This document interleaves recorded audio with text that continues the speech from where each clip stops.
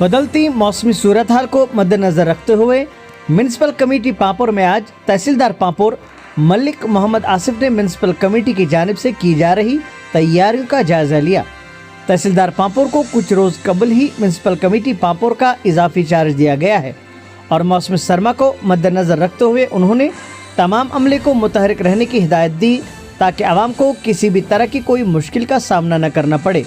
इस मौका पर उन्होंने अमले में वर्दियां, जूते वगैरह भी तकसीम किए, जिस पर मुलाजमीन ने मसरत का इजहार करते हुए कहा कि मलिक मोहम्मद आसिफ अवामी उमंगों को मद्देनजर रखते हुए काम कर रहे हैं, जिसके लिए पूरा म्यूनिसिपल कमेटी का अमला हर मुमकिन ताउन करने के लिए तैयार है।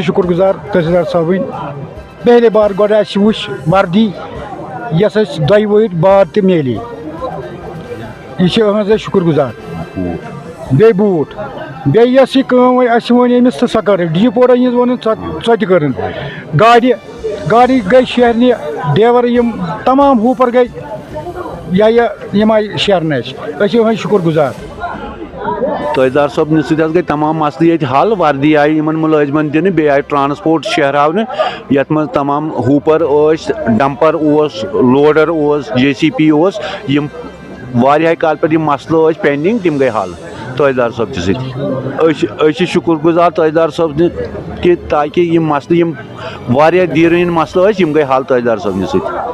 सबसे पहले मैं आपका शुक्रिया अदा करना चाहता हूँ कि आपके कम्युनिकेशन चैनल के थ्रू में अर्बन पॉपुलेशन को एक कम्युनिकेट करना चाहता हूँ, पर्टिकुलरली जो पांपोर का जो हमारा अर्बन एरियाज़ है जो म्यूनिसिपैलिटी के अंडर आता है। जैसे सब लोगों को पता है कि एक स्कीम थी PMAY आवास योजना अर्बन 1.0 जो लॉन्च हुई थी 2017 में।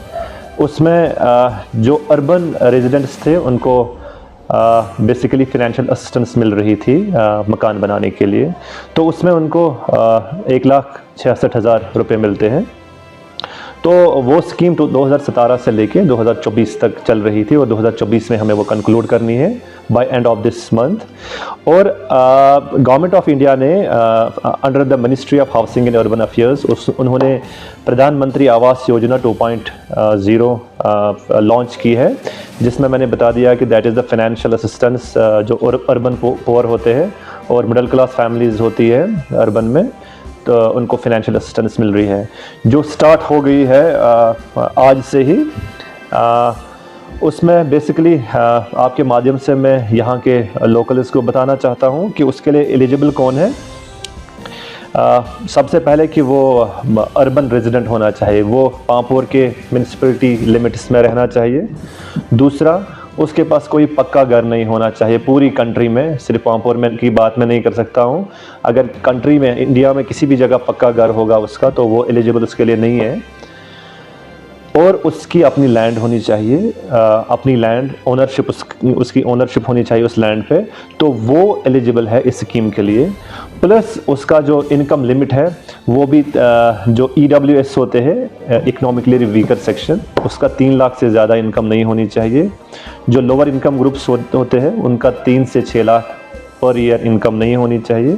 और जो मिडल वाले हैं उसका 6 से 18 लाख पर ईयर, उससे ज़्यादा नहीं होना चाहिए।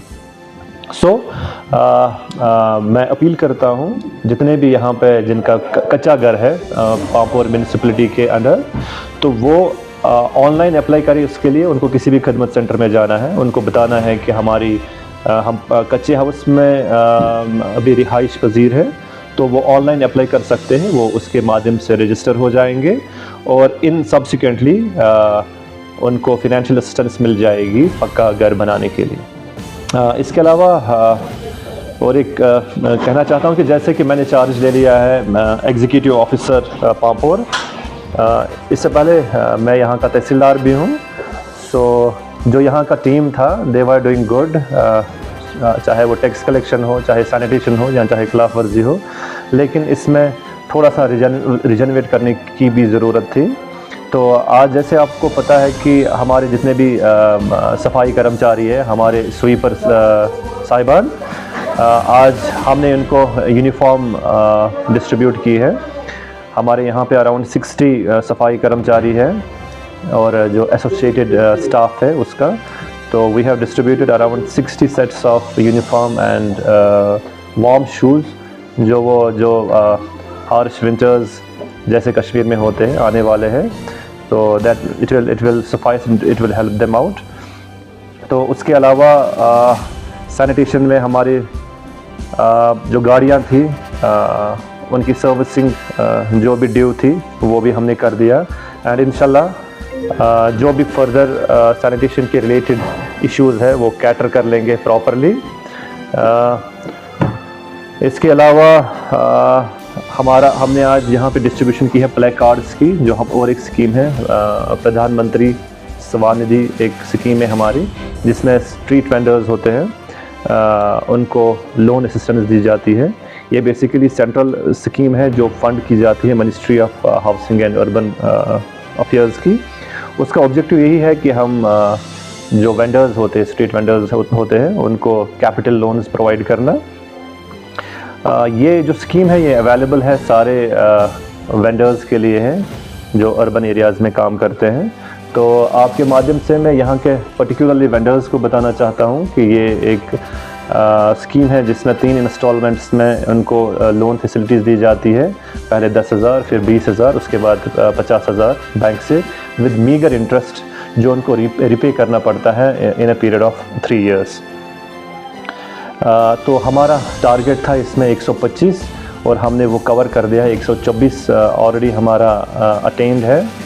सो इसके अलावा जो बाकी मामलात हैं, चाहे वो ब्यूटिफिकेशन ऑफ पापोर हो, चाहे वो लाइटनिंग हो, उनके टेंडर्स भी अंडर गोइंग है, एंड इंशाल्लाह विद इन 15 और मंथ्स टाइम वो काम भी स्टार्ट होगा।